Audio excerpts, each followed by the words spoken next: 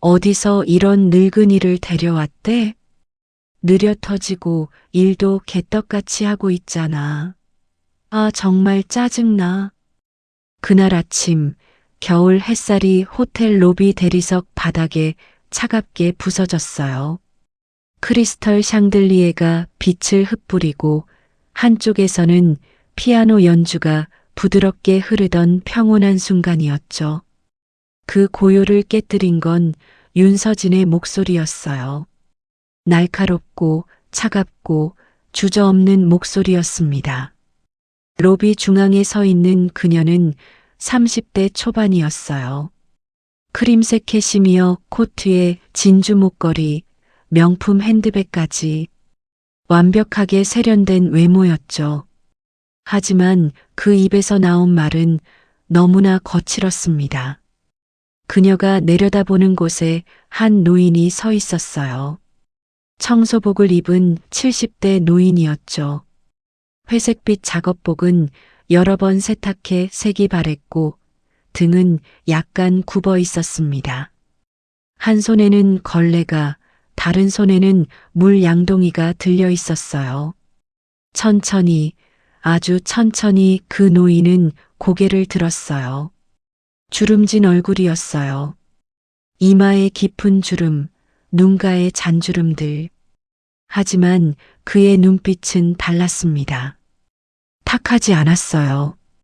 오히려 깊고 고요하게 무언가를 꿰뚫어 보듯 그녀를 바라봤죠. 침묵이었어요. 긴 침묵이었습니다. 뭐예요? 대답도 못해요?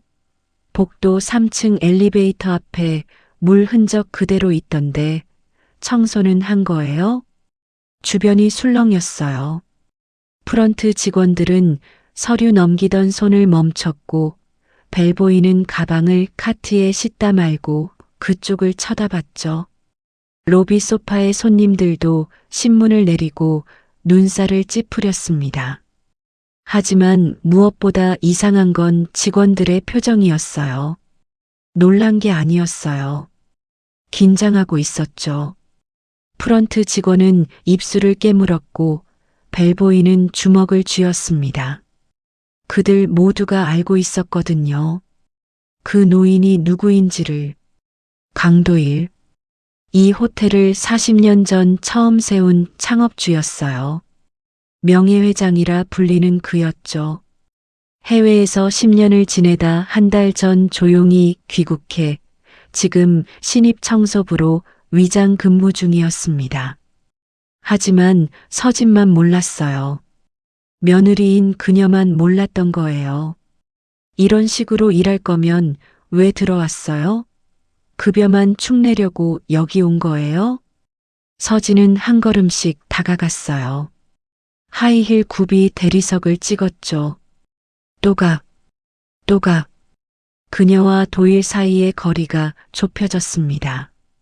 이제 불과 1미터 남짓이었어요. 당신 나이가 몇인데 이런 일을 해요? 70은 넘었죠? 제대로 움직이지도 못하면서 왜 여기 와서 민폐를 끼치는 거예요? 목소리가 점점 높아졌어요. 로비 반대편 카페의 손님들까지 고개를 돌렸죠. 바리스타는 커피 내리던 손을 멈췄고 웨이터는 쟁반을 든 채 멈춰 섰습니다. 그때 멀리 복도 쪽에서 총지배인이 이쪽을 보고 있었어요. 50대 중반의 그는 주먹을 쥐고 이를 악물었죠. 당장이라도 달려가고 싶었을 거예요. 하지만 움직일 수 없었습니다. 도일이 고개를 살짝 흔들었거든요. 아주 미세한 움직임이었어요. 괜찮다는 신호였죠. 총지배인은 이를 악물고 그 자리에 멈춰 섰습니다. 총지배인, 당장 나오라고 해요. 이런 사람 누가 뽑은 거예요? 서진의 외침이 로비를 가득 채웠어요. 손님 몇몇은 불편한 표정으로 자리를 떴고 체크인하던 커플은 서로 눈빛을 교환했죠. 분위기가 무너지고 있었어요. 직원들은 고통스러운 표정이었어요. 프런트 직원은 고개를 완전히 숙였고 모두가 보고 싶지 않은 광경이었지만 누구도 막을 수 없었습니다. 그때 도일이 입을 열었어요. 죄송합니다. 목소리는 낮고 부드러웠어요. 마치 오래된 나무가 바람에 흔들릴 때 나는 소리 같았죠. 깊고 단단하고 무언가를 품고 있는 소리였습니다. 서진은 코웃음을 쳤어요. 죄송하다고요? 당신 같은 사람 때문에 호텔 이미지가 망가지는 거예요. 5성급 호텔인데 청소부조차 제대로 관리가 안 되면 어떡해요? 그녀의 말은 계속 이어졌어요. 요즘 시대에 이렇게 느린 사람이 어디 있어요? 이 호텔은 대체 뭐예요? 아무 할아버지나 데려다가 청소부 시키는 거예요? 정말 답답하네. 총지배인이 안 나오면 제가 직접 인사팀에 연락할 거예요. 당장 해고 처리하라고요. 그 순간이었어요. 도일의 눈빛이 깊어졌어요. 슬픔도 실망도 아니었습니다. 무언가를 결심하는 사람의 눈이었어요.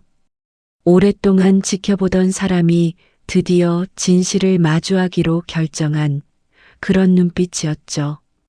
그는 천천히 걸레를 양동이에 넣었어요. 물이 철썩 소리를 냈습니다. 그리고 허리를 펴고 일어섰어요. 굽었던 등이 조금 펴지자 그의 키가 생각보다 크다는 게 보였죠. 로비 창문 너머로 겨울 햇살이 그의 등을 비췄어요. 실루엣이 길게 늘어났습니다.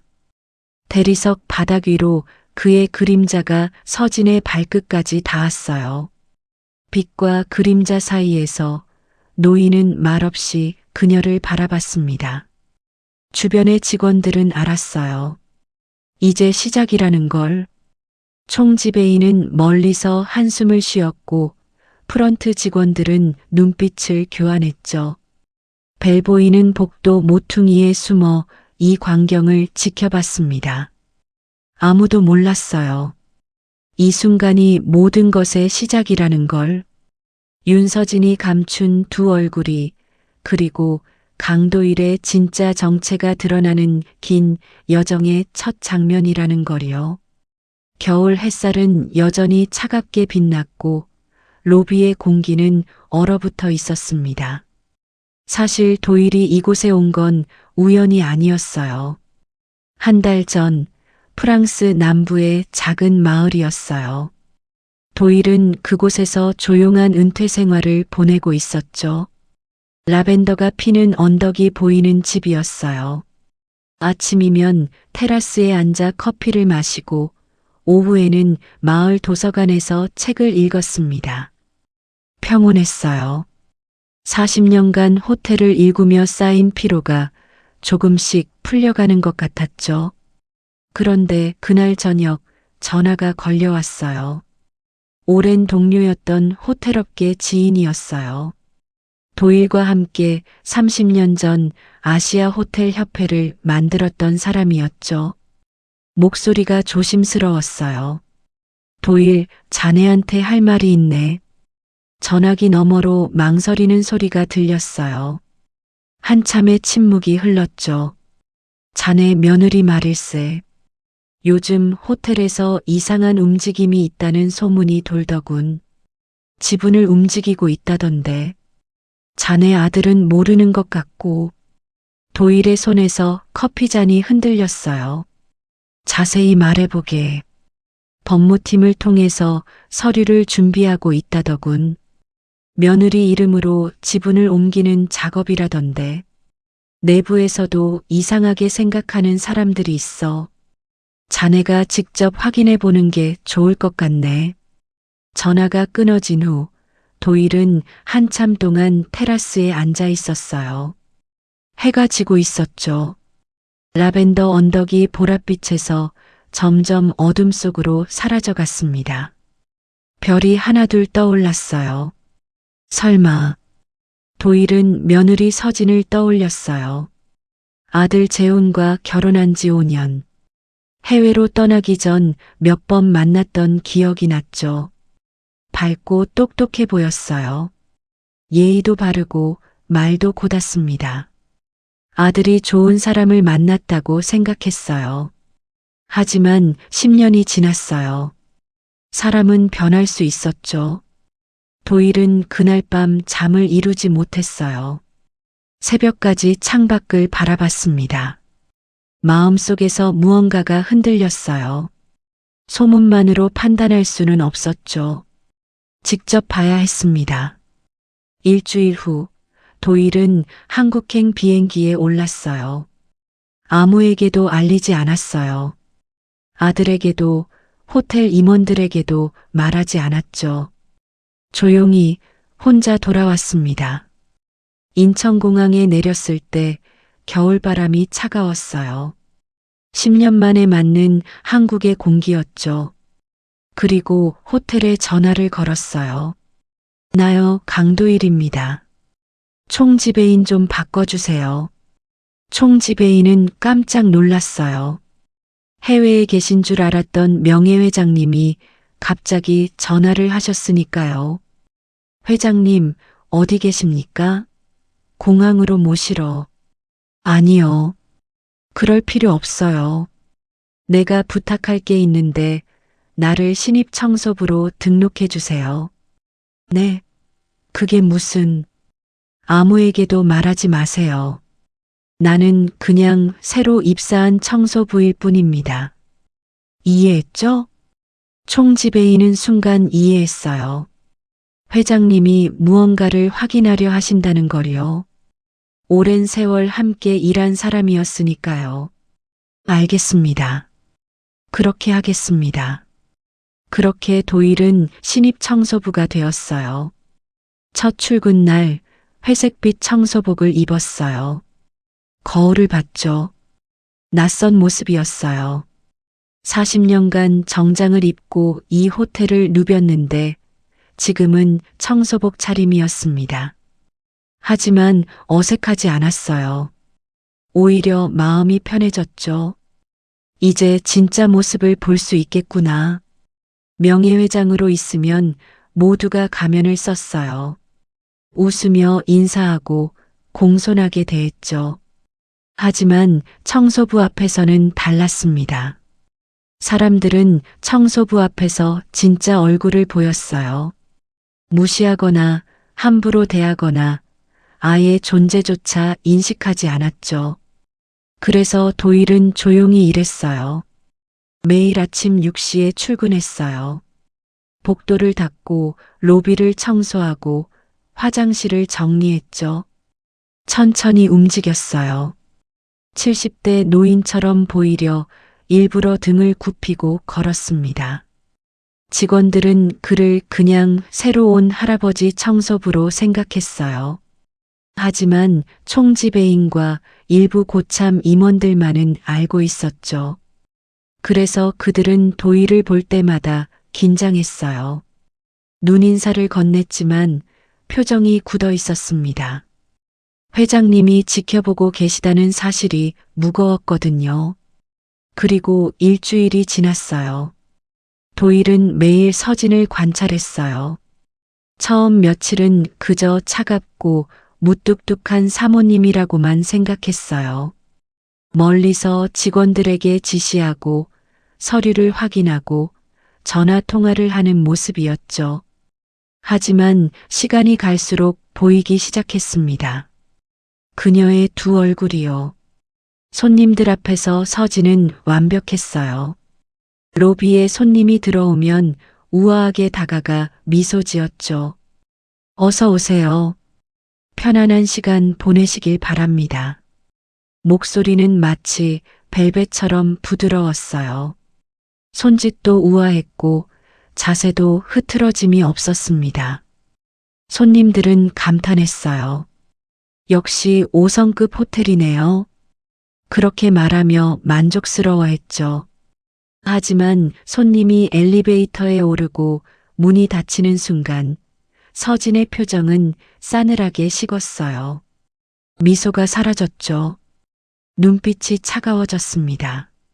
직원들에게는 완전히 달랐어요. 이게 뭐예요?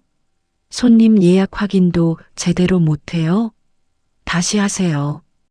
제대로 하라니까요. 어느 날 오후 프런트 직원이 실수로 예약 시간을 잘못 입력했어요. 손님이 불편해하자 서진이 다가왔죠. 죄송합니다. 제가 바로 확인하겠습니다. 손님 앞에서는 부드럽게 사과했어요. 하지만 손님이 떠나자마자 돌아서서 직원에게 소리쳤습니다. 월급은 뭐하러 받는 거예요? 이런 기본적인 것도 못해요? 프런트 직원은 고개를 숙였어요. 목소리가 떨렸죠. 죄송합니다, 사모님. 죄송하다고 되는 게 아니에요. 다음에 또 이러면 가만 안 둘 거예요. 도일은 멀리서 그 모습을 지켜봤어요. 복도 구석에서 걸레질을 하는 척하면서요. 가슴이 무거워졌습니다. 매일이 그랬어요. 주방에서 음식이 조금 늦게 나오면 주방장을 불러 질책했고, 객실 청소가 마음에 안 들면 청소팀장을 호출했어요. 하루도 빠짐없이 누군가를 꾸짖었죠. 직원들은 그녀만 보면 몸을 움츠렸어요. 복도에서 마주치면 재빨리 고개를 숙이고 지나갔습니다. 어떤 직원은 서진이 로비에 나타나면 일부러 다른 층으로 피했어요. 도일은 복도 구석에서 그 모습을 지켜보며 생각했어요. 이게 내가 키운 가문의 며느리란 말인가. 하지만 더 충격적인 건 따로 있었어요. 어느 날 오후였어요. 도일은 임원 회의실 근처 복도를 청소하고 있었어요. 바닥에 무릎을 꿇고 걸레로 대리석을 닦고 있었죠. 그때 회의실 문이 반쯤 열려 있었어요. 안에서 서진의 목소리가 들렸습니다. 전화 통화 중이었어요. 네, 법무팀장님. 서류 준비는 잘 되고 있죠? 도일의 손이 잠시 멈췄어요. 제 명의로 지분 이동하는 거 다음 주까지 마무리해 주세요. 시간 끌지 말고요. 목소리는 차갑고 단호했어요. 손님들 앞에서 보이던 그 부드러움은 어디에도 없었죠. 남편 서명은 제가 받을게요. 걱정 마세요. 어차피 남편은 회사 일에 관심도 없으니까요. 그냥 서류 내밀면 사인해요.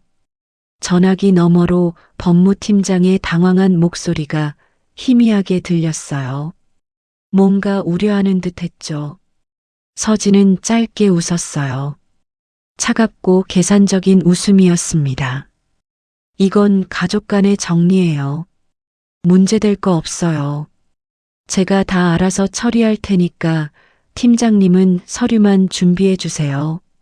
전화가 끊겼어요.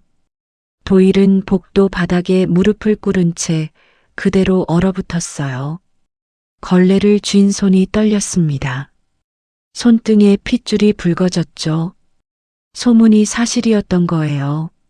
서진은 정말로 남편 몰래 호텔 지분을 자기 것으로 만들려 하고 있었습니다. 그것도 남편을 속이면서요. 도일은 천천히 일어났어요. 허리가 뻐근했지만 아픔은 느껴지지 않았어요. 마음이 더 아팠으니까요. 창밖을 봤어요. 겨울 햇살이 스며들고 있었어요. 하늘은 푸르렀지만 공기는 차가웠습니다. 40년을 일궈온 이 호텔이. 도일은 천천히 눈을 감았어요.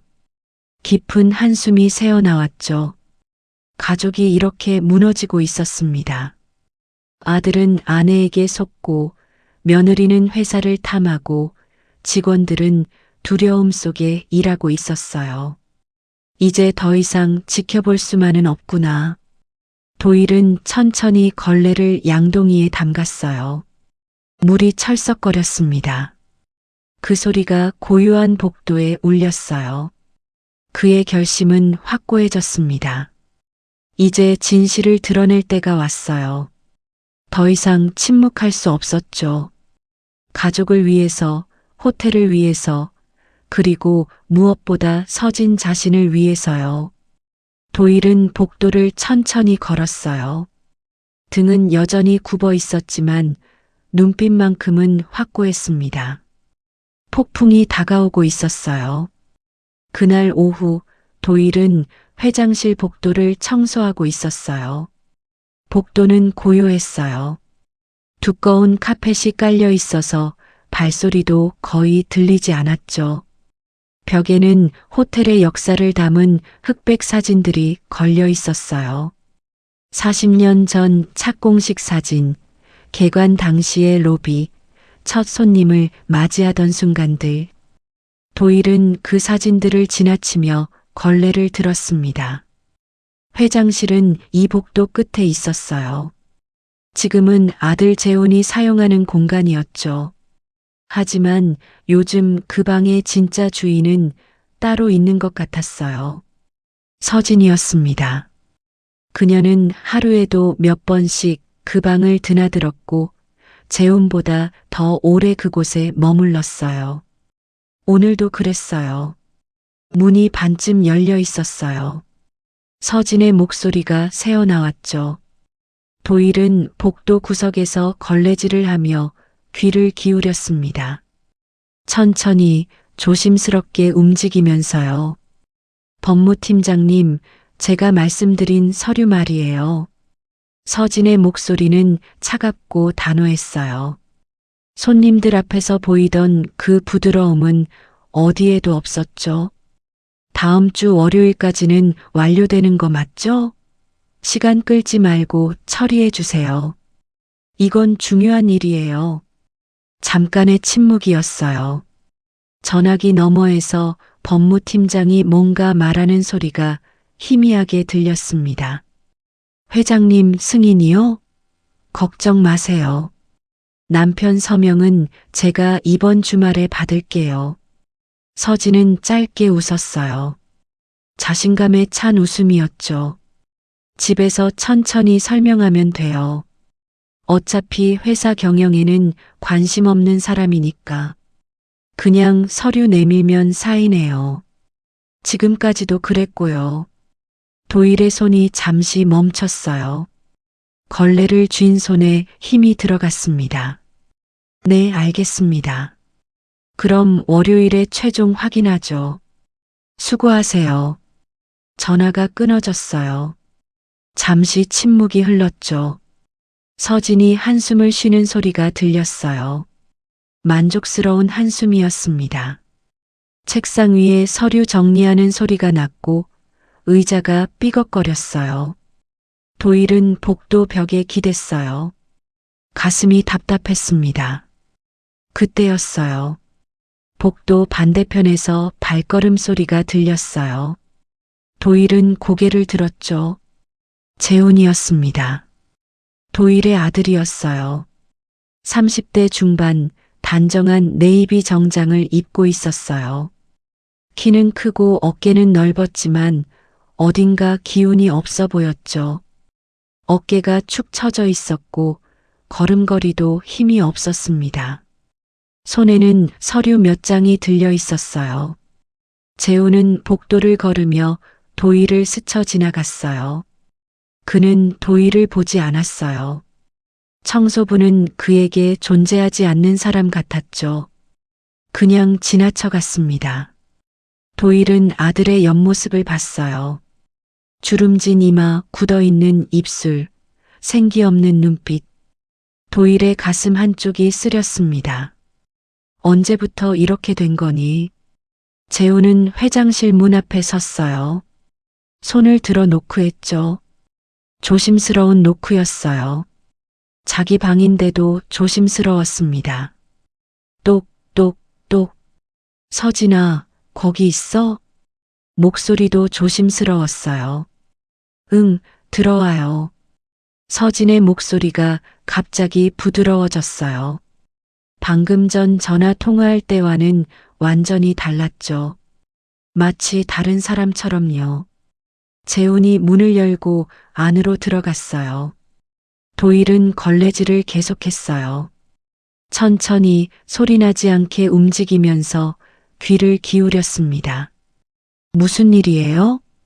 서진의 목소리였어요. 부드럽지만 어딘가 날카로움이 숨어 있었죠. 저기, 법무팀에서 서류가 올라왔던데. 재훈의 목소리는 떨렸어요.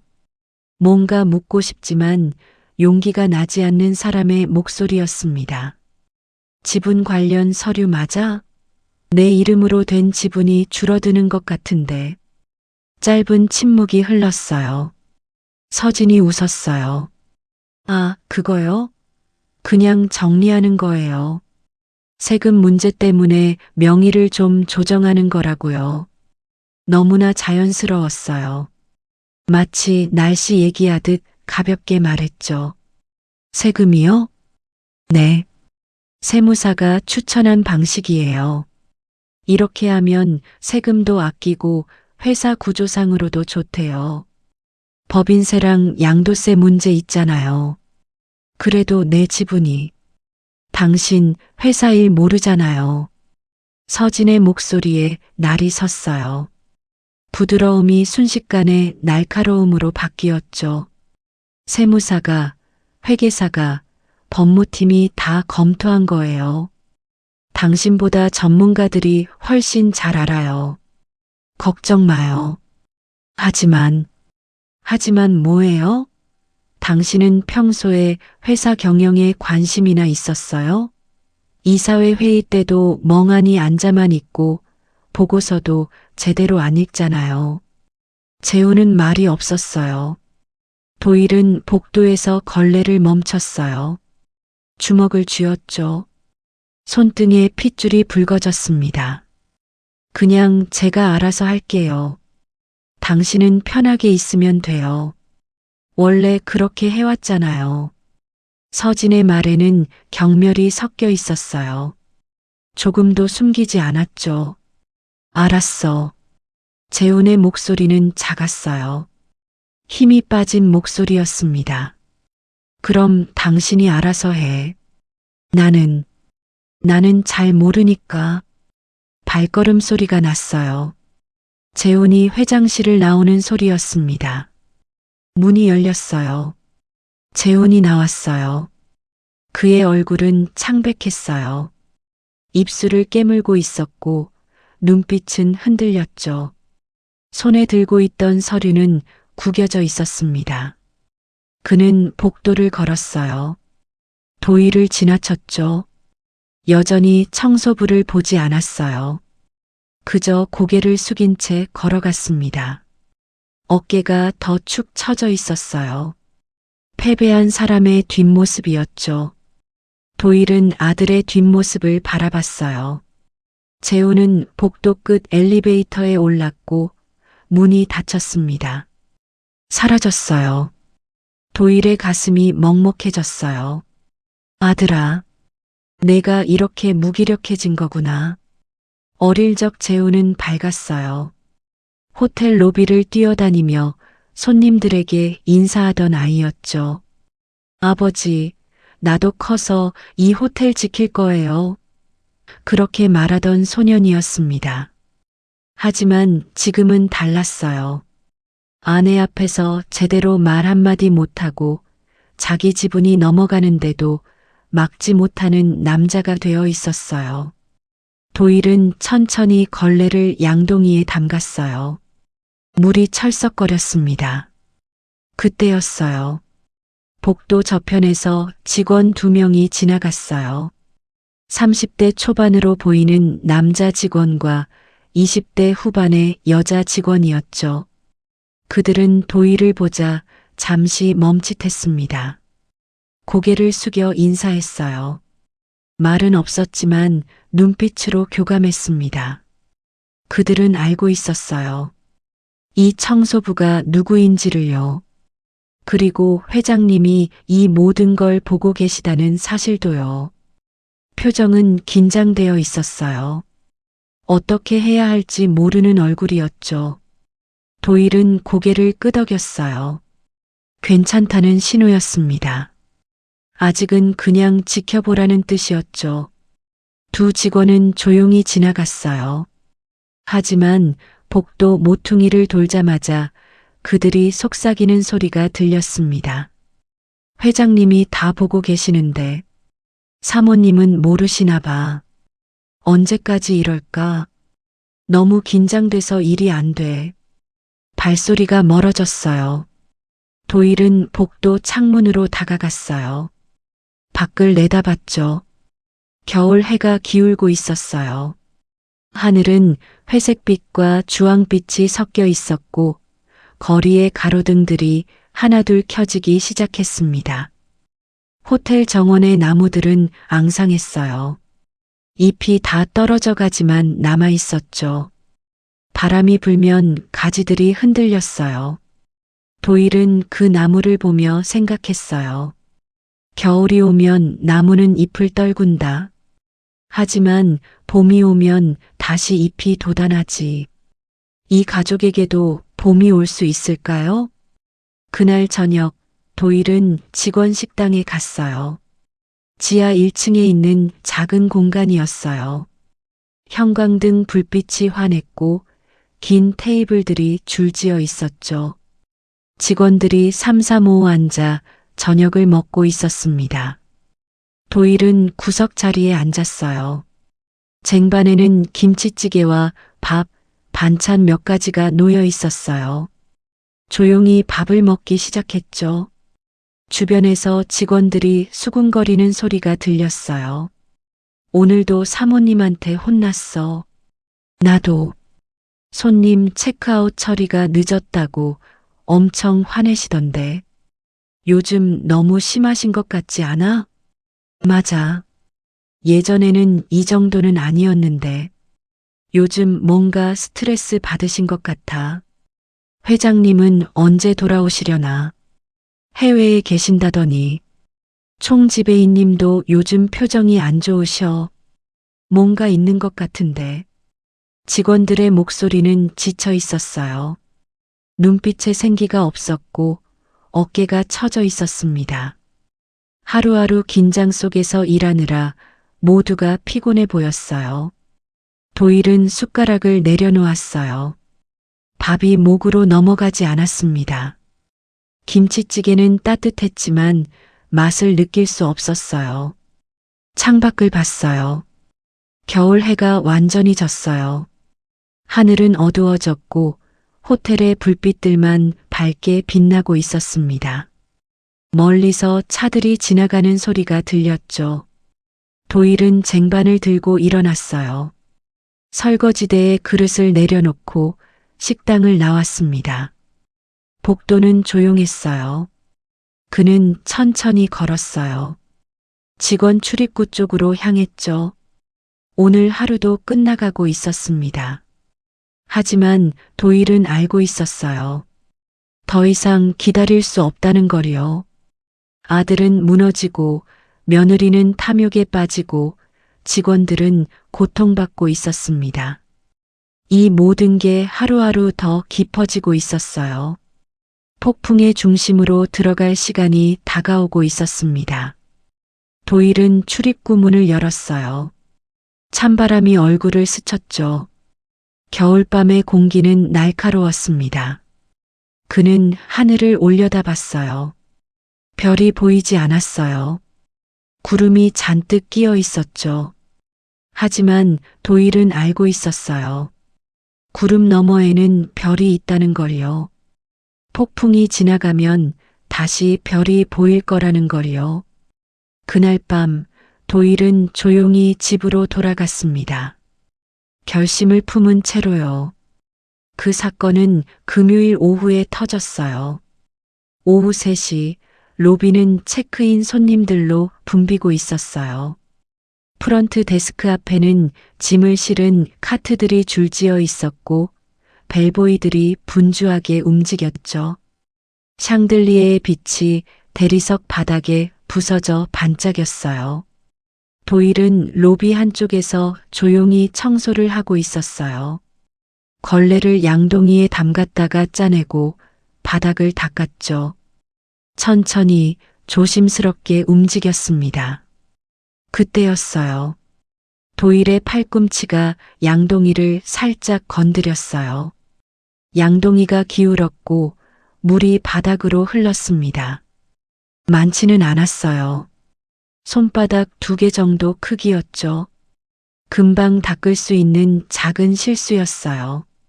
도일은 재빨리 걸레를 들었어요. 하지만 그 순간이었습니다. 뭐해요? 날카로운 목소리가 로비를 가로질렀어요. 서진이었어요. 그녀는 엘리베이터에서 막 내린 참이었죠. 크림색 블라우스에 검은색 치마, 하이힐을 신고 있었습니다. 손님 지나가는 길인데 물을 흘려놓고 뭐 하는 거예요? 그녀는 성큼성큼 다가왔어요. 하이힐 굽이 대리석을 찍으며 또각, 또각 소리를 냈죠. 얼굴이 붉어져 있었어요. 주변이 조용해졌어요. 프런트 직원들이 손을 멈췄고 벨보이들이 고개를 돌렸습니다. 체크인하던 손님들도 무슨 일인가 싶어 쳐다봤어요. 로비의 피아노 소리만 덩그러니 흐르고 있었죠. 죄송합니다. 지금 바로 도일이 말하려 했지만 서진이 가로막았어요. 죄송하다고 다 해요? 매일 실수투성이면서 왜 여기 있는 거예요? 서진의 목소리가 점점 커졌어요. 그녀의 손이 떨리고 있었죠. 요즘 스트레스가 많았는지 평소보다 훨씬 예민해 보였습니다. 손님이 미끄러지면 어쩌려고 그래요? 호텔이 소송당하면 책임질 거예요? 도일은 침묵했어요. 그저 고개를 숙이고 있었죠. 하지만 그의 눈빛은 달랐어요. 흔들리지 않았습니다. 깊고 고요하게 그녀를 바라보고 있었어요. 대답을 못해요? 아니, 대답할 말이 없겠죠. 일도 제대로 못하는 사람이 뭐라고 변명을 하겠어요. 서진은 팔짱을 꼈어요. 로비 반대편에서 손님 가족이 짐을 들고 지나가려다 멈칫했죠. 아이를 데린 부부였는데 아이가 엄마, 저 아줌마 왜 화났어? 하고 물었어요. 엄마는 아이 입을 막고 재빨리 그 자리를 떠났습니다. 분위기가 이상해지고 있었어요. 총지배인, 당장 나오라고 해요. 서진이 외쳤어요. 목소리에 히스테리가 섞여 있었죠. 멀리서 총지배인이 급히 달려왔어요. 그는 로비 상황을 보자마자 얼굴이 굳었습니다. 서진이 도일을 꾸짖고 있는 모습, 주변에 모인 직원들, 불편해하는 손님들. 사모님, 무슨 일이십니까? 총지배인은 최대한 차분하게 물었어요. 하지만 손은 떨리고 있었죠. 이 사람 당장 해고시켜요. 서진은 도일을 손가락으로 가리키며 말했어요. 일도 제대로 못하고 매일 사고만 치잖아요. 더 이상 못 참겠어요. 오늘 당장 내보내요. 총지배인은 잠시 멈칫했어요. 도일을 봤습니다. 도일은 고개를 살짝 끄덕였어요. 괜찮다는 신호였죠. 그리고 다시 서진을 봤어요. 사모님, 그건 왜요? 제 말이 안 들려요? 서진의 목소리는 더 날카로워졌어요. 제가 사모님인데 직원 하나 못 내보내요? 당장 인사팀에 연락해서 오늘 자로 해고 처리하라고요. 로비에 있던 사람들이 술렁거렸어요. 체크인하던 외국인 커플은 서로 눈빛을 교환했고 소파에 앉아있던 비즈니스맨은 눈살을 찌푸렸습니다. 프런트 직원 한 명은 고개를 떨구고 있었어요. 총지배인은 깊게 숨을 들이쉬었어요. 알겠습니다. 그는 고개를 숙였어요. 하지만 주먹을 쥔 손은 떨리고 있었죠. 서진은 만족스러운 듯 입꼬리를 올렸어요. 돌아서서 엘리베이터로 향했습니다. 하이힐 소리가 대리석에 울렸어요. 또각, 또각. 엘리베이터 문이 열리고 그녀가 안으로 들어갔죠. 문이 닫혔어요. 그녀가 사라지자 로비의 긴장이 조금 풀렸어요. 총지배인은 재빨리 도일에게 다가갔습니다. 목소리를 낮췄어요. 회장님, 괜찮으십니까? 괜찮아요. 도일의 목소리는 낮고 단호했어요. 이제 때가 됐어요. 더 이상 기다릴 필요가 없습니다. 도일의 눈빛은 확고했어요. 흔들림이 없었죠. 총지배인은 고개를 끄덕였어요. 그리고 사무실로 향했습니다. 복도를 지나 자신의 방으로 들어가 문을 닫았어요. 책상에 앉았죠. 한참을 그대로 앉아 있었어요. 손이 떨렸습니다. 이제 모든 게 시작될 거였어요. 40년 함께 일한 회장님이 자기 며느리에게 그런 모욕을 당했다는 걸 아들에게 알려야 했죠. 총지배인은 전화기를 들었어요.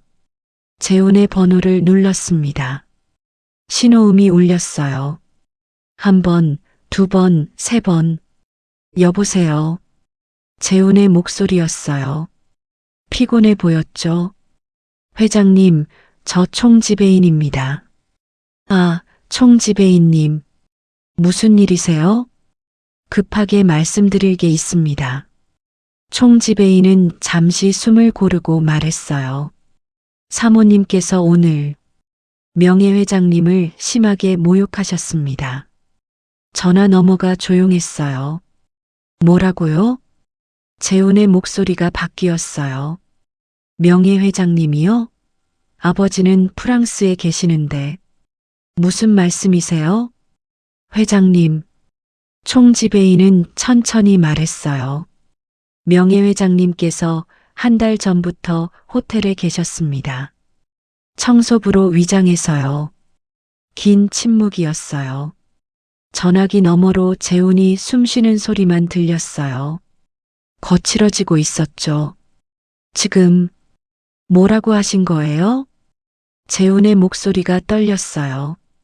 명예회장님께서 한 달 전 귀국하셨습니다. 아무에게도 알리지 않으시고요. 그리고 신입 청소부로 등록하셔서 호텔에서 일하고 계셨습니다. 청소부로? 재훈은 말을 잇지 못했어요. 왜 그런 일을? 총지배인은 잠시 망설였어요. 하지만 말해야 했죠. 회장님, 명예회장님께서는 사모님의 행동을 직접 확인하고 싶으셨던 것 같습니다. 그리고 오늘 사모님께서 명예회장님을 모르시고 해고하라고 명령하셨습니다. 로비에서 손님들 앞에서요. 전화기 너머로 뭔가 떨어지는 소리가 들렸어요. 그리고 총지배인은 계속 말했어요. 사모님께서 지분 이동을 진행하고 계신 것도 명예회장님께서 모두 알고 계십니다.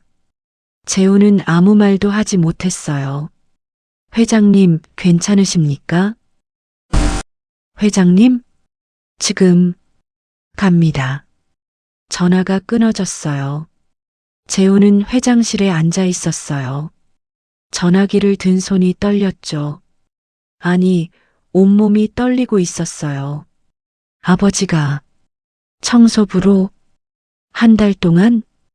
재훈은 천천히 책상 서랍을 열었어요.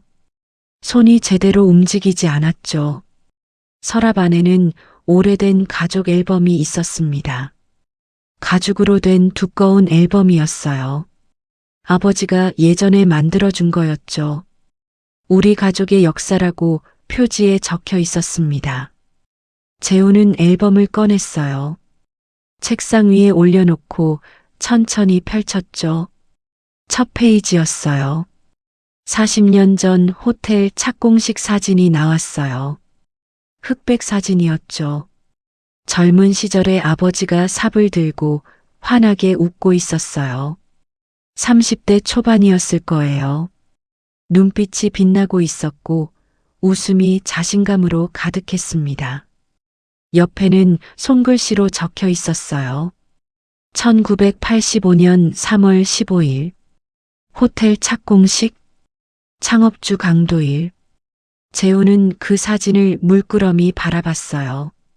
페이지를 넘겼습니다. 공사 현장 사진들이 나왔어요. 아버지가 현장 인부들과 함께 있는 모습, 설계도를 보고 있는 모습, 밤늦게까지 일하는 모습. 모든 사진 속 아버지는 열정으로 가득했어요. 또 넘겼어요. 개관식 날의 사진이었어요. 정장을 입은 아버지가 테이프를 끊고 있었죠. 자랑스러운 표정이었어요. 옆에는 어머니가 서 있었고 그 옆에는 어린 재훈 자신이 있었습니다. 1987년 11월 20일 그랜드 오픈. 재훈의 눈가가 뜨거워졌어요. 그는 그 사진들을 보며 기억을 더듬었어요. 어릴 적 아버지는 항상 바빴지만 시간이 날 때면 호텔을 구석구석 보여줬어요. 재훈아, 이 호텔은 내 아버지가 맨손으로 일궈낸 거야. 40년 후에는 내가 지켜야 한다. 내 아버지. 어린 재훈은 그렇게 대답했었죠. 하지만 지금은 재훈은 오늘 아침을 떠올렸어요. 복도에서 스쳐 지나간 청소부의 얼굴을요.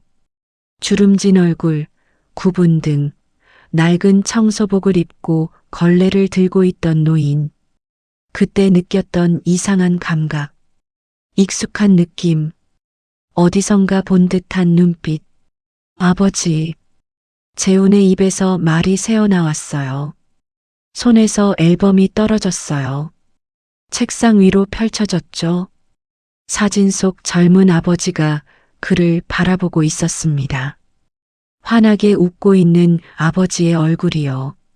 재훈은 두 손으로 얼굴을 감쌌어요. 아버지, 제가 뭘 한 겁니까? 목소리가 떨렸어요. 눈물이 손가락 사이로 흘렀습니다. 한 달 동안 아버지는 청소부로 일하며 이 모든 걸 지켜봤던 거예요.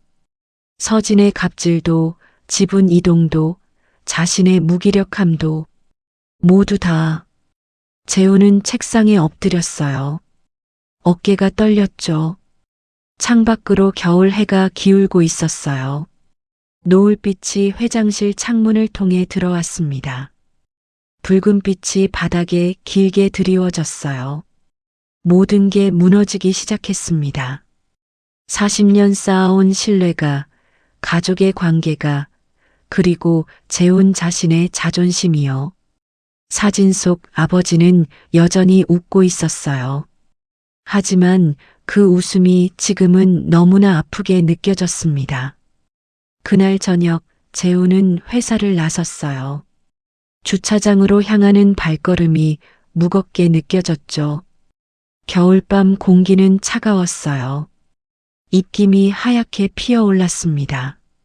하늘에는 별 하나 보이지 않았어요. 구름이 잔뜩 끼어 있었죠. 차 문을 열고 앉았어요. 시동을 걸었지만 바로 출발하지 않았습니다. 핸들을 쥔 채 그대로 앉아 있었어요. 앨범 속 아버지의 얼굴이 떠올랐어요. 환하게 웃던 젊은 아버지. 그리고 오늘 아침 복도에서 스쳐 지나간 청소부의 모습. 구분 등, 주름진 손, 낡은 청소복. 한 달 동안 아버지가. 재훈은 핸들에 이마를 기댔어요. 숨이 막혔습니다. 얼마나 그렇게 앉아 있었을까요?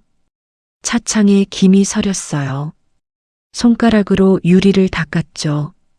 밖의 풍경이 흐릿하게 보였습니다. 집으로 가야 했어요. 서진에게 말해야 했습니다. 그 청소부가 누구였는지를요. 하지만 두려웠어요. 서진의 반응이요. 재훈은 깊게 숨을 들이쉬고 차를 출발시켰어요. 30분 후 아파트 지하 주차장에 도착했어요.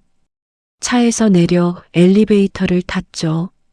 15층 버튼을 눌렀습니다. 엘리베이터가 천천히 올라갔어요. 층수를 알리는 소리가 울렸죠.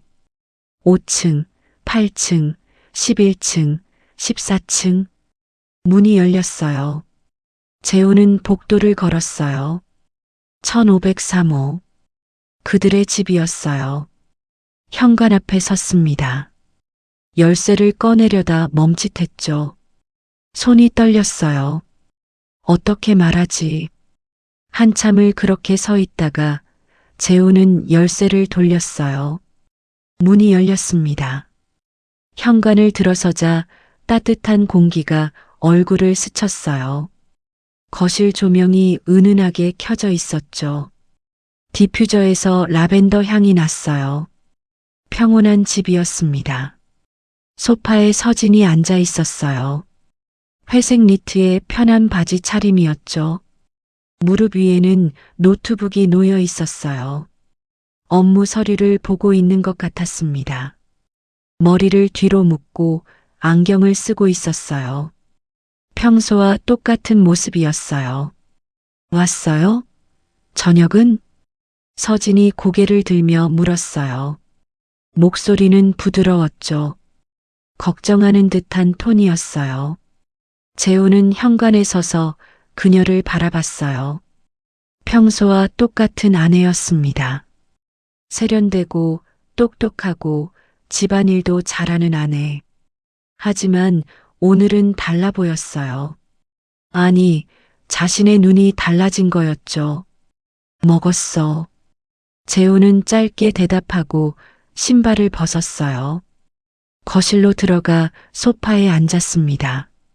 서진과 조금 떨어진 자리였어요. 서진은 노트북을 보다가 고개를 들었어요. 재훈의 얼굴을 봤죠. 무슨 일 있어요? 표정이 안 좋은데. 재훈은 대답하지 않았어요. 소파에 기댄 채 천장을 올려다봤습니다. 샹들리에가 희미하게 빛나고 있었어요. 피곤해요? 서진이 다시 물었어요. 노트북을 닫고 옆으로 치웠죠. 서진아. 재훈이 입을 열었어요. 목소리가 떨렸습니다. 오늘 호텔에서 뭐 했어? 서진의 눈빛이 잠깐 흔들렸어요. 아주 짧은 순간이었죠. 하지만 금방 평온해졌습니다. 뭐요? 평소처럼 업무 확인하고 그랬죠. 직원들 관리하고 손님 컴플레인 처리하고. 왜 그래요? 그녀는 자연스럽게 대답했어요. 재훈은 서진을 똑바로 봤어요. 청소부 해고시켰다며. 서진은 잠시 멈칫했어요. 하지만 곧 고개를 끄덕였죠. 아, 그거요? 태연하게 웃었어요. 일을 너무 못해서요. 매일 실수하고 느리고 로비에 물까지 흘려놓고 있더라고요. 손님들 미끄러지면 어떡해요. 호텔 이미지에도 안 좋잖아요. 그녀의 목소리에는 죄책감이 전혀 없었어요. 오히려 당연한 조치였다는 듯 했죠. 재훈은 주먹을 쥐었어요. 무릎 위에 올려놓은 손이 떨렸습니다. 그 사람이 누군지 알아? 누구긴요. 청소부죠. 한 달 전에 새로 들어온 할아버지. 서진은 어깨를 으쓱했어요. 관심 없다는 듯이요. 왜요? 그 사람이 뭐 당신한테 불만이라도 제기했어요? 해고당해서 억울하다고? 재훈은 입을 열려다 다시 닫았어요. 말이 나오지 않았습니다. 그 사람이 아버지야. 우리 아버지라고. 그렇게 말하고 싶었어요. 하지만 목이 막혔죠. 마치 보이지 않는 손이 목을 조르는 것 같았어요. 서진은 재훈의 침묵을 보며 한숨을 쉬었어요. 또 그러네. 그녀는 소파 등받이에 기댔어요. 팔짱을 꼈죠. 당신 매번 그래요. 뭔가 물어보고 싶은 것 같으면서 끝까지 말을 안 해요. 답답하게. 그러니까 사람들이 당신을 우습게 보는 거예요. 재훈의 어깨가 움찔했어요. 지분 서류 말이에요? 그것도 궁금한 거 아니에요? 서진이 먼저 꺼냈어요. 재훈은 고개를 들었죠. 그건 세금 문제라고 했잖아. 맞아요. 서진은 단호하게 말했어요. 세금 문제예요. 그런데 당신은 믿지 않는 것 같네요. 제가 뭘 숨긴다고 생각하는 것 같은데. 재훈은 아무 말도 하지 못했어요. 서진이 일어났어요. 재훈 앞에 섰죠. 내려다보는 눈빛이었어요. 당신 회사 경영 한 번이라도 제대로 해봤어요? 목소리가 차가워졌어요. 이사회 회의 때 제대로 의견 낸 적 있어요? 아니면 사업 계획서라도 직접 써본 적 있어요? 재훈은 고개를 떨구었어요. 아버님이 만들어 놓으신 호텔, 그 그림자 아래서 그냥 이름만 올리고 살았잖아요. 아버님 계실 때도, 아버님 안 계실 때도. 서진의 말은 날카로웠어요.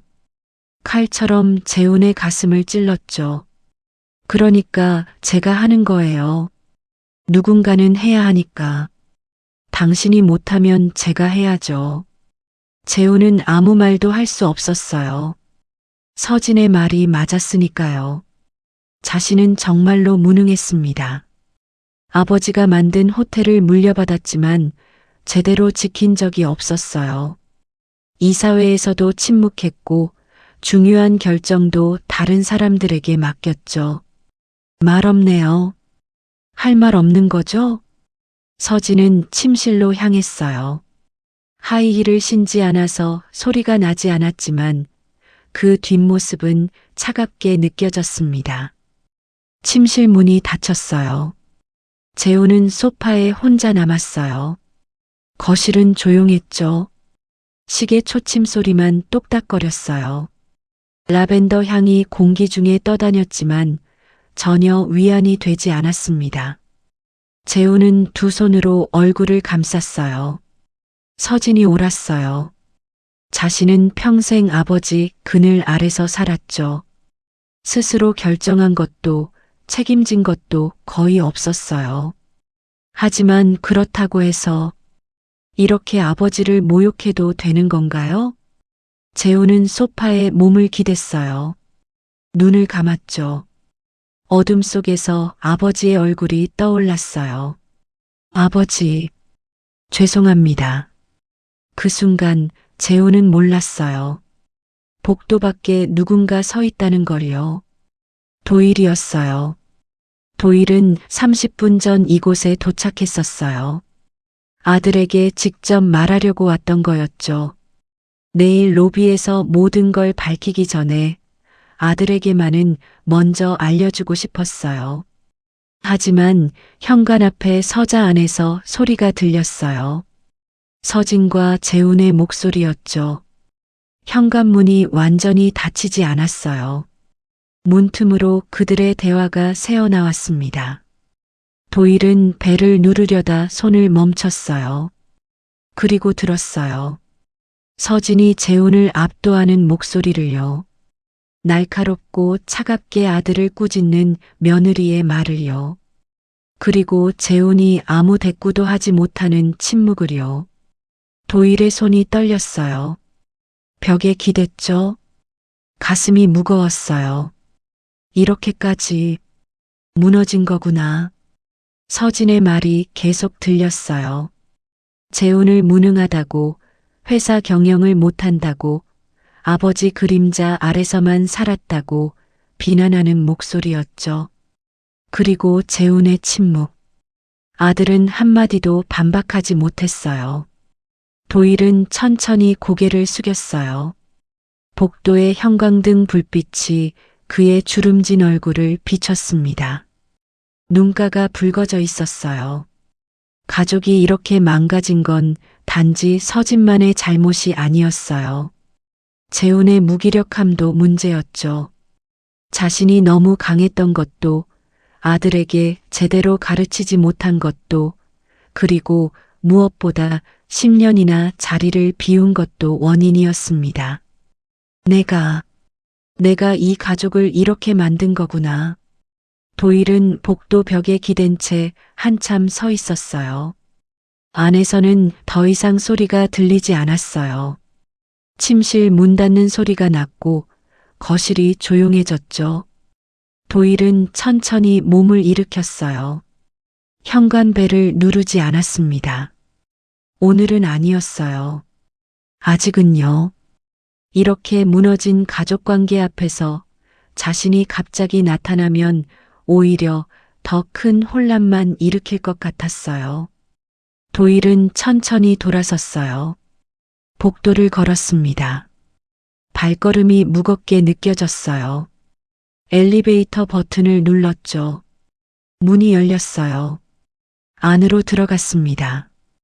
거울에 비친 자신의 모습을 봤어요. 굽은 등, 주름진 얼굴, 피곤한 눈빛, 70대 노인이었어요. 하지만 그 눈빛만큼은 흔들리지 않았습니다. 내일이다. 도일은 속으로 다짐했어요. 내일 로비에서 모든 진실을 밝히겠다. 더 이상 숨어 있을 수 없었어요. 더 이상 지켜보기만 할 수 없었습니다. 가족을 구하기 위해서라도 이제는 진실을 마주해야 했어요.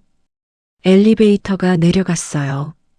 층수를 알리는 소리가 울렸죠. 14층, 11층, 8층, 5층, 1층에 도착했어요. 문이 열렸습니다. 도일은 로비로 나왔어요. 아파트 입구로 향했죠. 밖으로 나서자 찬바람이 얼굴을 스쳤어요. 겨울밤은 깊어가고 있었어요. 하늘은 여전히 구름으로 뒤덮여 있었고 별은 보이지 않았습니다. 거리의 가로등들만 외롭게 빛나고 있었어요. 도일은 걸었어요.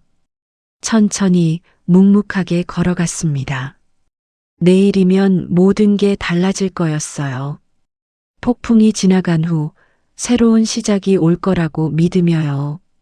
도일의 뒷모습이 어둠 속으로 사라졌어요. 그리고 15층 1503호에서는 재훈이 여전히 소파에 앉아 있었습니다. 두 손으로 얼굴을 감싼 채로요. 시계 초침 소리만 조용히 울리고 있었어요. 월요일 아침 로비는 평소처럼 분주했어요. 겨울 햇살이 유리창을 통해 들어왔어요.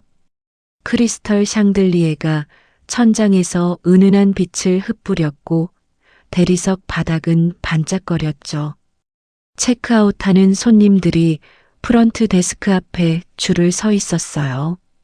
벨보이들은 카트에 짐을 싣고 로비 한쪽에서는 피아니스트가 쇼팽의 녹턴을 부드럽게 연주하고 있었습니다. 평온한 월요일 아침이었어요. 도일은 청소복을 입고 로비 구석을 닦고 있었어요. 무릎을 꿇고 천천히 조심스럽게 걸레를 움직였죠. 하지만 오늘은 달랐어요. 손놀림이 평소보다 더 느렸고 가끔 멈춰서 로비 입구를 바라봤습니다. 오늘이 마지막이라는 걸 알았으니까요. 더 이상 숨을 수 없었습니다. 한 달간의 위장이 끝나는 날이었어요. 로비 시계가 10시를 가리켰어요. 엘리베이터 문이 열렸어요. 서진이 내렸습니다. 오늘도 완벽한 차림이었어요. 흰색 실크 블라우스에 검은색 펜슬 스커트, 목에는 진주 목걸이가 우아하게 빛났죠. 손에는 이탈리아 명품 핸드백을 들고 발에는 10cm 하이힐을 신고 있었습니다. 머리는 한 올도 흐트러짐 없이 정리되어 있었고 메이크업도 완벽했어요. 붉은 립스틱이 자신감을 더했죠. 그녀는 로비를 가로질러 걸었어요. 하이힐 굽이 대리석 바닥을 찍으며 또각, 또각 소리를 냈습니다. 프런트 데스크 쪽으로 향했죠. 평소처럼 직원들에게 지시를 내리려는 것 같았어요. 손님 몇몇이 그녀를 보며 고개를 끄덕였어요. 우아한 사모님이었으니까요. 그때였어요. 총지배인이 복도에서 나타났어요. 그는 혼자가 아니었어요. 뒤에 직원들이 줄지어 따라왔죠. 프런트 직원 5명, 벨보이 3명, 객실 팀장, 식음료 팀장, 마케팅 팀장, 격리 팀장, 시설관리 팀장, 가리고 주방장까지 총 20명이 넘는 직원들이었습니다. 모두 단정한 유니폼을 입고 표정은 진지했어요. 마치 무언가 중대한 의식을 치르러 가는 사람들 같았죠. 그들은 로비 중앙으로 걸어왔어요. 발소리가 일제히 울렸습니다. 손님들이 하나둘 고개를 돌렸어요. 체크아웃 하던 사람들도 멈춰서서 지켜봤죠. 무슨 일인가 싶었던 거예요. 그리고 그들은 도일 앞에 섰습니다. 일렬로 정확하게 군대처럼 정렬했어요. 총지배인이 가장 앞으로 나왔어요. 그는 도일을 마주보며 깊게, 아주 깊게 허리를 숙였죠. 90도 각도였어요. 명예회장님, 인사드립니다. 그 순간 20명이 넘는 직원들이 동시에 허리를 숙였어요. 명예회장님, 인사드립니다. 목소리가 로비를 가득 채웠어요. 로비가 얼어붙었어요. 피아노 소리가 멈췄어요. 피아니스트가 손을 건반에서 떼고 고개를 들었죠. 체크아웃 하던 손님들이 완전히 멈춰 섰어요. 프런트 직원은 키보드 치던 손을 멈췄고 입이 벌어졌습니다. 소파에 앉아 신문을 보던 비즈니스맨은 신문을 내렸어요. 커피를 마시던 커플은 컵을 든 채 얼어붙었죠. 시간이 멈춘 것 같았어요. 서진은 프런트 데스크로 가던 걸음을 멈췄어요. 천천히 고개를 돌렸습니다. 믿을 수 없다는 표정이었어요. 눈이 커졌고 입이 벌어졌죠. 핸드백을 든 손이 떨렸습니다. 뭐라고요? 목소리가 떨렸어요. 평소의 자신감은 어디에도 없었죠. 총지배인이 서진을 향해 천천히 돌아섰어요. 표정은 단호했습니다. 한 달 동안 참아왔던 모든 것이 그 눈빛에 담겨 있었어요. 사모님, 제대로 소개해드리겠습니다. 그는 도일을 가리켰어요. 이분은 명예회장 강도일님이십니다. 잠시 숨을 고르고 또렷하게 말했죠. 이 호텔을 40년 전 처음 세우신 창업주시자 회장님의 아버님이십니다. 서진의 얼굴에서 혈색이 사라졌어요. 새하얗게 변했죠. 그럴 리가. 청소부잖아요. 이게 무슨... 말이 제대로 나오지 않았어요. 목소리가 갈라졌죠. 한 달 전 해외에서 귀국하셔서 직접 호텔을 살피고 계셨습니다. 총지배인의 목소리는 차분했지만 단호했어요. 청소부로 위장하셔서요. 한 달 내내 매일 아침 6시부터 저녁까지요. 서진은 뒤로 비틀거렸어요. 하이힐을 신은 발이 휘청거렸죠. 손으로 옆 기둥을 잡았습니다. 그렇지 않으면 넘어질 것 같았어요. 핸드백이 손에서 떨어졌어요. 바닥에 부딪히며 탁 소리가 났죠. 도일이 천천히 일어났어요. 무릎을 짚고 일어서며 굽었던 등을 폈습니다. 허리를 완전히 펴자 키가 생각보다 훨씬 크다는 게 드러났어요. 178cm는 되어 보였죠. 청소복을 입고 있었지만 그의 자세는 완전히 달랐습니다. 어깨가 펴졌고 턱을 살짝 들었어요. 눈빛이 달랐죠. 깊고 단호하고 흔들림 없는 눈빛이었습니다. 명예회장의 눈빛이었어요. 로비에 있던 나이 든 손님 한 명이 입을 벌렸어요. 저분이 강도일 회장님이셨어? 옆 사람에게 속삭였죠. 그 목소리가 조용한 로비에 울렸습니다. 며느리야. 도일의 목소리가 로비에 울렸어요. 낮았지만 또렷했죠. 마치 오래된 종이 울리는 것 같았어요. 무게가 있는 목소리였습니다. 서진은 그 자리에 얼어붙었어요. 숨도 제대로 쉬지 못하는 것 같았죠. 한 달 동안 지켜봤다. 도일은 한 걸음씩 다가갔어요. 청소복 차림이었지만 그 걸음걸이는 왕이 걷는 것 같았죠. 내가 직원들에게 어떻게 대하는지, 손님들 앞에서는 어떻게 가면을 쓰는지 다 봤어. 또 한 걸음. 그리고 그는 안주머니에서 서류 봉투를 꺼냈어요. 총지배인에게서 받은 것이었죠. 갈색 봉투였고 극비라는 도장이 찍혀 있었습니다. 재훈이 몰래 지분을 옮기려던 것도 다 봤다. 서진의 눈이 더 커졌어요. 손이 떨렸죠. 입술이 파르르 떨렸습니다. 아니에요. 그건 세금 문제로 정리하는 거였어요. 목소리가 날카로워졌어요. 방어하려는 본능이었죠. 하지만 떨림을 숨길 수 없었어요. 오해예요, 아버님. 회사를 위해서, 호텔을 위해서 한 거예요. 이미 법무팀장이 다 증언했다. 도일의 말이 서진의 변명을 단칼에 잘랐어요. 내가 직접 지시했다는 기록도 다 제출했어. 녹음 파일도 있고, 이메일도 있고, 서류 위조 흔적도 다 나왔어. 서진의 얼굴이 더 창백해졌어요. 립스틱만 붉게 떠서 더 창백해 보였죠. 저는 정말 회사를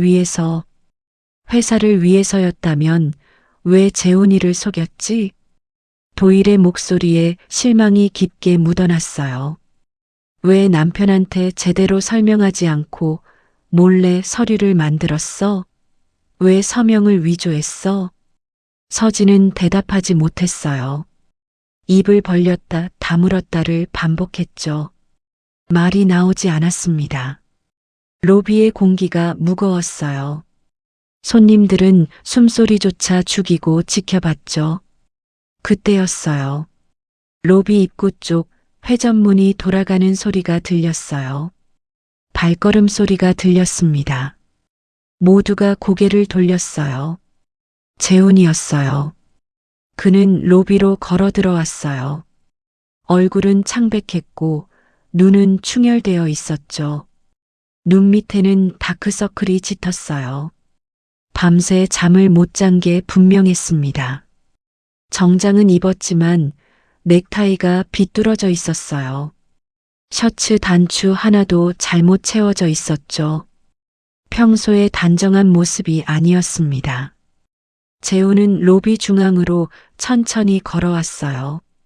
비틀거리는 것 같았죠. 발걸음이 무거워 보였어요. 그리고 아버지를 봤습니다. 청소복을 입은 아버지를요. 주름진 얼굴, 회색빛 낡은 작업복, 손에 묻은 물자국. 아버지. 재훈의 목소리가 떨렸어요. 눈가가 붉어졌죠. 눈물이 고이는 게 보였습니다. 도일은 아들을 바라봤어요. 미안함과 슬픔이 섞인 눈빛이었습니다. 하지만 실망도 함께 있었어요. 재훈아. 죄송합니다, 아버지. 재훈의 목소리가 갈라졌어요. 무릎이 꺾이는 것 같았죠. 제가 무능해서 아버지를 이렇게. 서진은 재빨리 재훈에게 다가갔어요. 그의 팔을 움켜잡았죠. 여보, 이건 오해예요. 제가 설명할게요. 제가 다 설명하면 이해할 수 있어요. 목소리가 절박했어요. 하지만 재우는 팔을 빼냈어요. 천천히 하지만 확실하게요. 서진의 손을 떨쳐냈습니다. 알고 있었어. 금요일부터. 서진의 손이 허공에 멈췄어요. 뭐라고요? 총지배인님이 전화하셨어. 아버지가 청소부로 계시다고, 내가 아버지를 모욕했다고. 재훈의 목소리는 떨렸지만 단호했어요. 평소와 달랐죠. 그리고 지분 이동 서류도 다 확인했어. 회계팀한테 물어봤어. 내 서명을 위조한 것도 확인했고. 서진의 얼굴이 완전히 일그러졌어요. 총지배인이 앞으로 나왔어요. 손에 또 다른 서류 뭉치를 들고 있었죠. 두툼한 파일이었어요. 명예회장님, 법무팀에서 최종 보고 올라왔습니다. 그는 서류를 펼쳤어요. 형광펜으로 줄 그어진 부분들이 보였죠. 지분 이동 과정에서 회장님 서명 위조가 확인됐습니다. 필적 감정 결과도 나왔고요. 페이지를 넘겼어요. 그리고 사모님이 법무팀장에게 압력을 넣어 서류를 조작하게 한 증거도 확보됐습니다. 녹음 파일, 이메일, 문자 메시지 모두요. 로비가 술렁거렸어요. 손님들이 작게 웅성거렸고 직원들은 숨을 죽이고 지켜봤죠. 회사 규정상 총지배인은 잠시 말을 멈췄어요.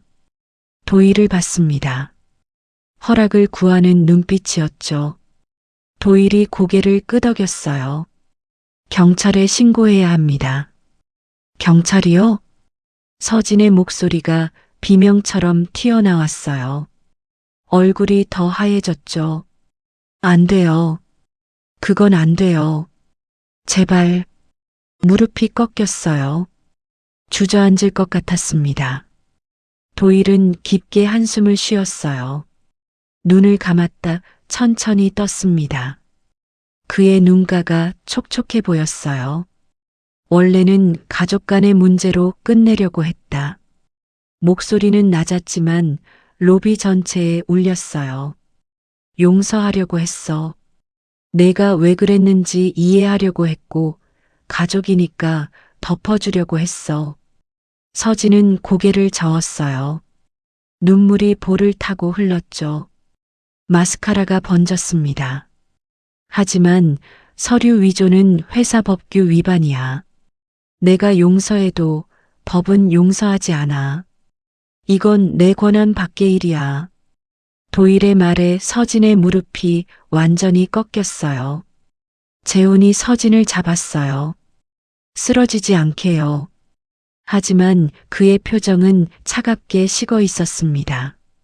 더 이상 그녀를 보호하려는 눈빛이 아니었어요. 로비의 모든 사람들이 침묵했어요. 겨울 햇살이 유리창을 통해 쏟아졌어요. 샹들리에의 크리스털이 무지개 빛으로 반짝였죠.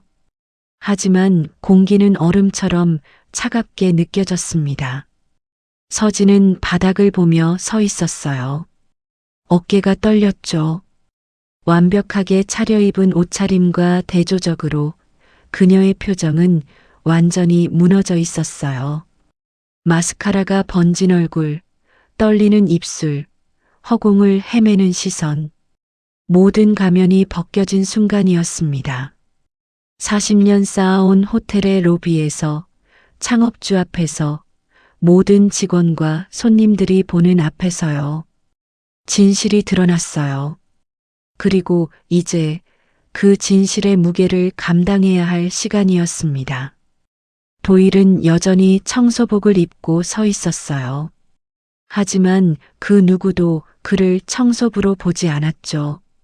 그는 이 호텔의 창업주였고 이 가족의 어른이었으며 지금 이 순간의 심판자였습니다.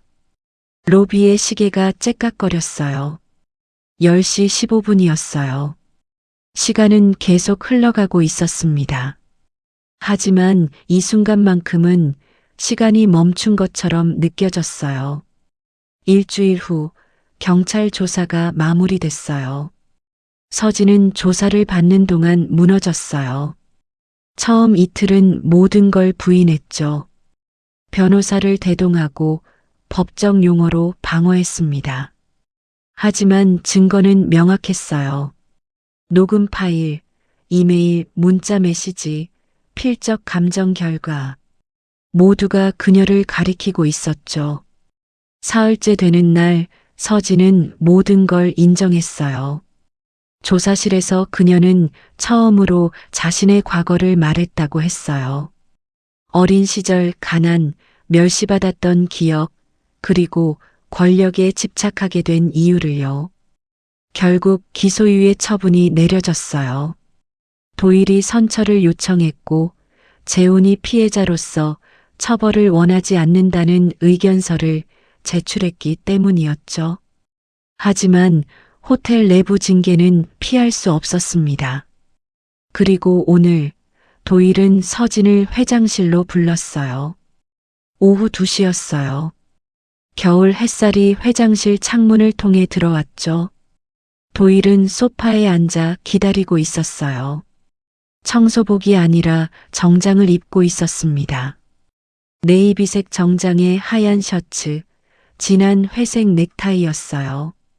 똑똑똑 노크 소리가 들렸어요. 들어와. 문이 열렸어요. 서진이 들어왔습니다. 도일은 그녀를 보고 잠시 놀랐어요. 완전히 달라져 있었거든요. 화장기 없는 얼굴이었어요. 파운데이션도 립스틱도 아이라이너도 없었죠. 민낯이었습니다. 얼굴은 창백했고 눈 밑에는 다크서클이 짙었어요. 수수한 검은색 니트에 평범한 청바지를 입고 있었어요. 명품 핸드백도 없었고 하이힐 대신 평범한 운동화를 신고 있었죠. 머리는 뒤로 묶었는데 정성 들여 한 게 아니라 그냥 대충 묶은 것 같았어요. 일주일 전에 그 세련되고 완벽했던 사모님은 어디에도 없었어요. 그저 한 사람의 지친 여자가 서 있었습니다. 앉아라. 도일은 건너편 소파를 가리켰어요. 서진은 조용히 걸어와 앉았어요. 소파 끝자락에 조심스럽게 앉았죠. 무릎 위에 손을 가지런히 모으고 고개를 숙였습니다. 침묵이 흘렀어요. 도일은 서진을 바라봤어요. 창문으로 들어온 햇살이 그녀의 얼굴을 비췄죠. 눈가에 잔주름이 보였어요. 일주일 만에 늙은 것 같았습니다. 고개 들어라. 서진은 천천히 고개를 들었어요. 눈이 붉었죠. 울었던 흔적이 역력했어요. 내 과거를 들었다. 도일이 말했어요. 법무팀에서 경찰 조사 보고서를 가져왔더구나. 내가 조사 중에 말한 거라더라. 내 어린 시절 이야기를. 서진의 어깨가 떨렸어요. 나에게 직접 얘기해 줄 수 있겠니? 도일의 목소리는 부드러웠어요. 강요하는 게 아니라 묻는 거였죠. 서진은 잠시 망설였어요. 입술을 깨물었죠. 그리고 천천히 입을 열었습니다.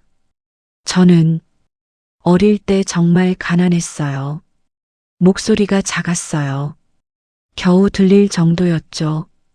아버지는 일용직 노동자셨고 어머니는 아파서 일을 못하셨어요. 세 식구가 단칸방에서 살았어요. 서진의 손이 무릎 위에서 떨렸어요. 초등학교 3학년 때예요. 도시락을 못 사가서 점심시간마다 화장실에 숨어 있었어요. 목소리가 갈라졌어요. 친구들이 알게 됐어요. 제 가난해서 밥도 못 먹는데 그렇게 수군거렸죠. 어떤 아이는 가난뱅이라고 놀렸어요. 눈물이 고였어요. 선생님도 저를 다르게 대했어요. 준비물을 못 가져오면 혀를 차셨고 소풍비를 못 내면 반 전체 앞에서 너희 집은 이것도 못 내니? 라고 말씀하셨어요. 눈물이 떨어졌어요. 무릎 위로요. 중학교 때는 더 심했어요. 교복이 낡아서 물려받은 거였는데 다른 애들이 다 새 교복인데 저만 헝거 입고 있었어요. 학원도 못 다녔고 수학여행도 못 갔어요. 서진은 눈물을 닦았어요. 하지만 계속 흘렀죠. 반 아이들이 명품 가방 자랑할 때, 스타벅스 가자고 할 때, 저는 구석에 혼자 앉아 있었어요. 돈 없으면 끼지 말라는 말을 들었어요. 목소리가 떨렸어요. 고등학교 때는 장학금 받아서 공부했어요. 1등 해야 장학금 받으니까요. 친구 사귈 시간도 없었고 쉴 시간도 없었어요. 오직 공부만 했어요. 성공해야 벗어날 수 있다고 믿었으니까요. 서진은 얼굴을 두 손으로 감쌌어요. 그때 다짐했어요. 어른이 되면 절대 무시당하지 않겠다고. 절대 약자로 살지 않겠다고. 위에 서야 안전하다고. 아래 있으면 또 짓밟힌다고 믿었어요. 어깨가 흔들렸습니다. 그래서 호텔에서 그렇게 행동한 거예요. 서진은 고개를 들었어요. 눈물 범벅 얼굴로요. 직원들을 무시하고 권력을 휘두르고 사람들 위에 서려고 했어요. 제가 위에 있다는 걸 계속 확인하고 싶었어요. 그래야 다시 그때로 돌아가지 않을 것 같았어요. 그래야 안전할 것 같았어요. 도일은 조용히 들었어요. 말을 자르지 않았죠. 그저 깊은 눈빛으로 며느리를 바라봤습니다. 지분도 그래서 옮기려고 했어요. 제 거라는 확신이 있어야 안심이 됐어요. 남편한테도, 재훈이한테도 의지하고 싶지 않았어요. 의지하면 또 잃을 것 같았거든요. 서진은 바닥을 봤어요. 제가 정말 잘못했어요. 긴 침묵이 흘렀어요. 창밖에서 새소리가 들렸어요. 겨울 참새가 지저귀고 있었죠. 회장실 시계가 째깍거렸습니다. 도일은 천천히 입을 열었어요. 며느리야. 목소리는 낮았지만 따뜻했어요. 내 상처는 내 잘못이 아니야. 서진이 고개를 들었어요. 가난도 멸시받은 것도 내가 선택한 게 아니지. 어린 내가 어떻게 막을 수 있었겠어. 그건 내 잘못이 아니야. 도일의 눈빛은 부드러워졌어요. 하지만 목소리가 단호해졌어요. 그 상처로 남을 다치게 하는 건 내 잘못이야. 서진의 눈에서 눈물이 다시 흘렀어요. 내가 받은 아픔을 다른 사람들에게 돌려주는 건 그건 내 선택이었어. 멸시받았다고 해서 남을 멸시해도 된다는 법은 없어. 도일은 조금 앞으로 몸을 기울였어요. 직원들도 각자의 삶이 있어. 프런트 직원도 집에 가면 누군가의 아들이고 청소 아주머니도 누군가의 엄마야. 그들도 가족을 먹여 살리려고 일하는 사람들이야. 서진은 더 크게 울었어요. 내가 받은 멸시를 내가 그들에게 되돌려준 거야. 내가 가장 싫어했던 그 폭력을 내가 다른 사람들에게 행사한 거지. 죄송합니다. 정말 죄송합니다. 서진은 소파에서 내려와 바닥에 엎드렸어요. 이마가 카펫에 닿았죠. 용서해 주세요, 아버님. 제가 너무 잘못했어요. 어깨가 격하게 흔들렸습니다. 도일은 한숨을 쉬었어요. 깊고 긴 한숨이었죠. 그리고 일어나서 서진 옆에 앉았습니다. 바닥에요. 70대 노인이 바닥에 앉았어요. 무릎이 뻐근했지만 개의치 않았죠. 일어나라, 며느리야. 도일은 서진의 어깨를 가만히 두드렸어요. 용서는 한다. 하지만 책임은 져야지. 잘못한 건 바로 잡아야 해. 서진은 천천히 일어났어요. 눈물을 닦았죠. 도일은 책상으로 가서 서류 한 장을 가져왔어요. 서진 앞에 내밀었습니다. 한 달간 봉사팀에서 일해라. 서진은 서류를 받았어요. 손이 떨렸죠. 청소부터 시작해서 주방 설거지도 하고 객실 정리도 하고 호텔 운영에 밑바닥을 배워. 도일의 목소리는 단호했어요. 그리고 내가 무시했던 사람들과 함께 일해봐.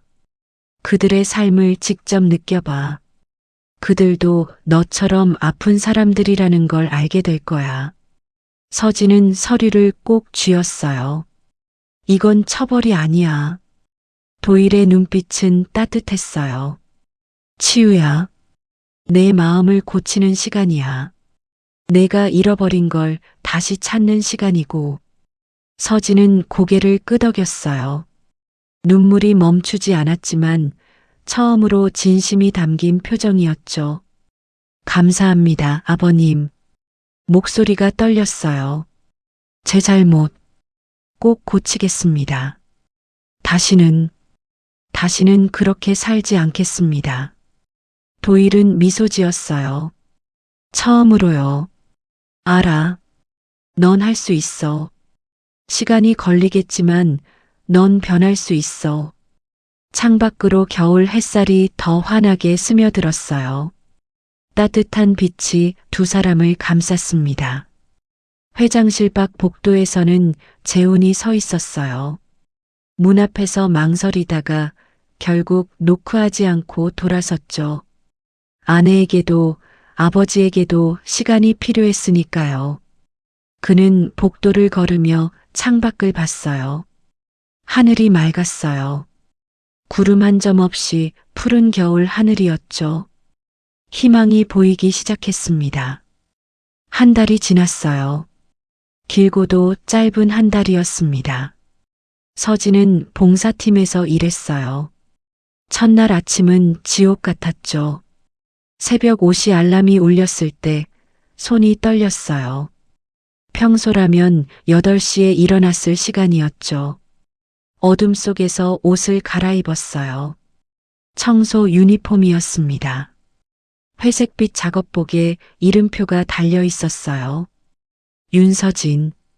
사모님이 아니라 그냥 직원 서진이었죠. 호텔에 도착하자 봉사팀장이 기다리고 있었어요.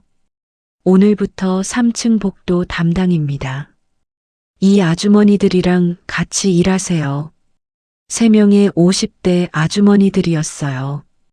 그들은 서진을 보며 복잡한 표정을 지었죠. 한 달 전 자신들을 무시하던 사모님이었으니까요. 열심히 하겠습니다. 서진은 고개를 숙였어요. 첫날은 정말 힘들었어요. 복도를 닦는데 허리가 끊어질 것 같았고 화장실 청소를 하며 구역질이 났습니다.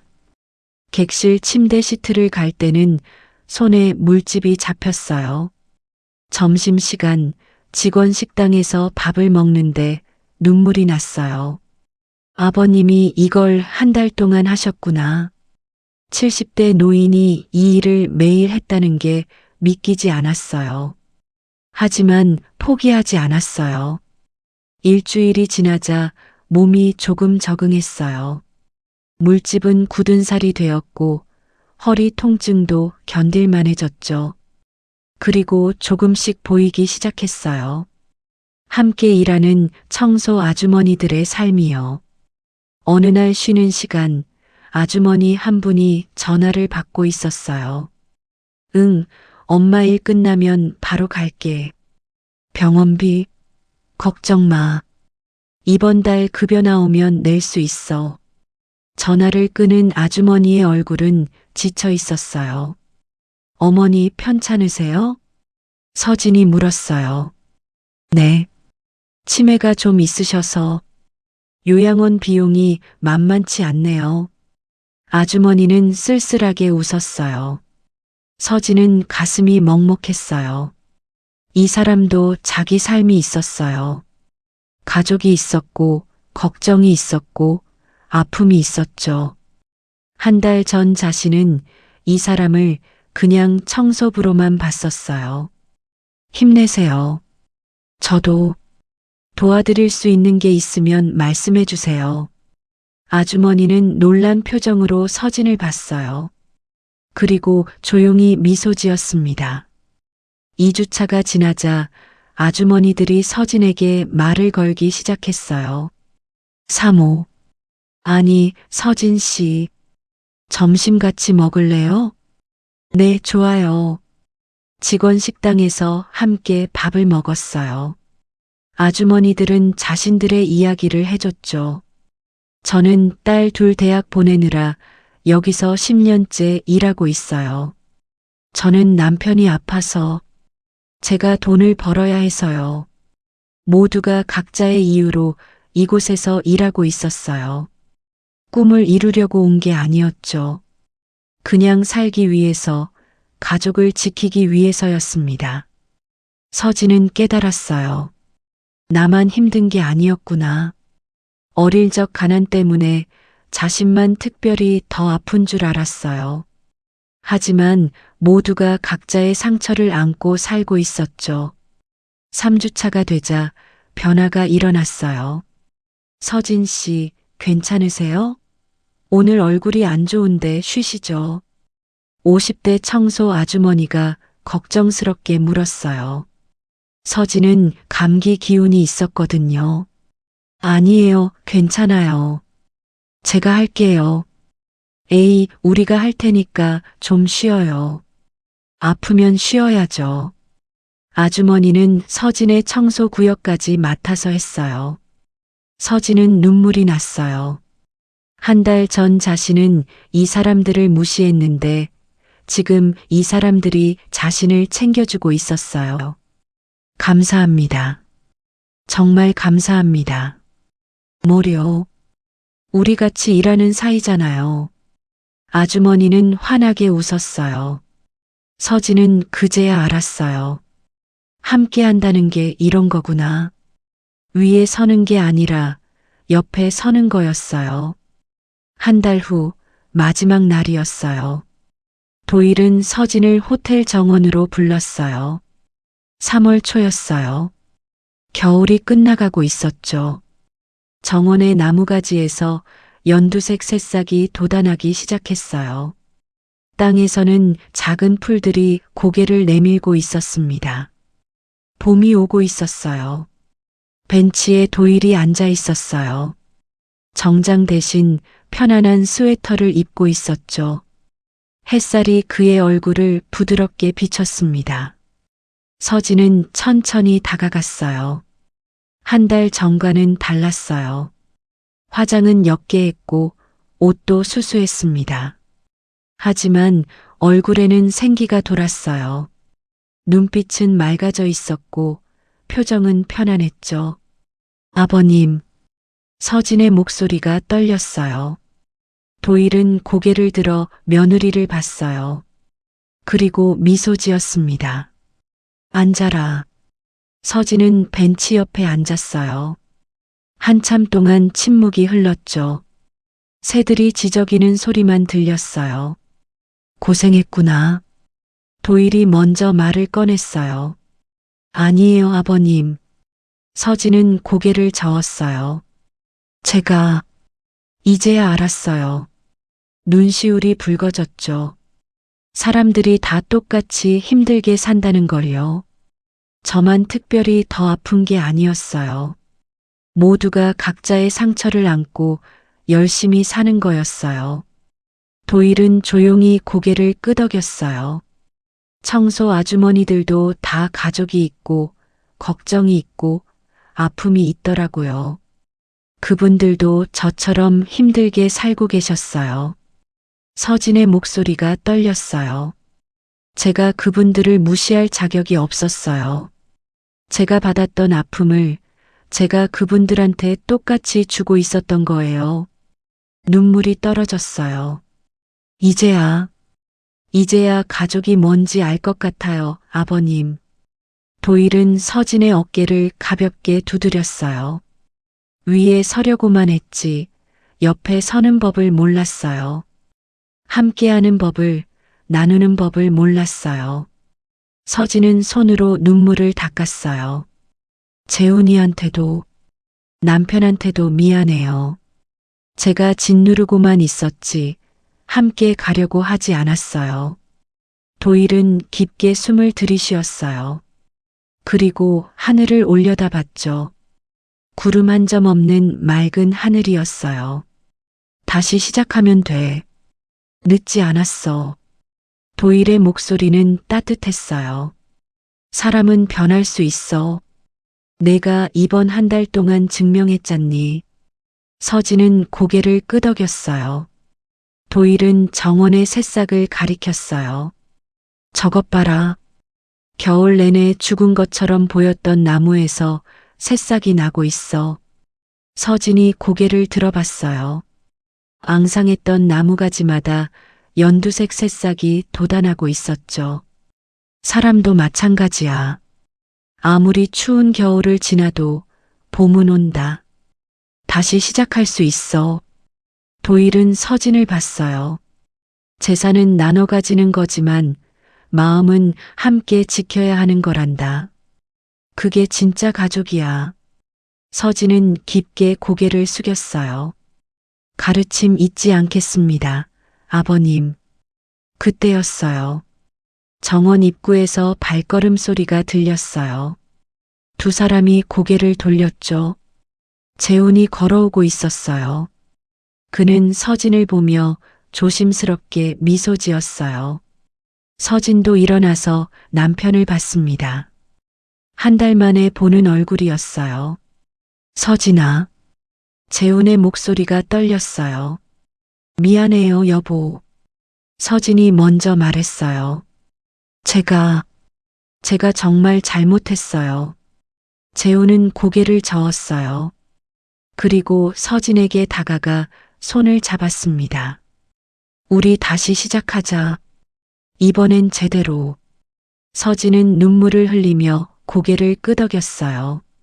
도일은 벤치에 앉아 그 모습을 지켜봤어요. 아들과 며느리가 서로 손을 잡고 있는 모습을요. 정원에 봄바람이 불었어요. 새싹들이 흔들렸고 꽃망울이 터지려는 나무들이 있었습니다.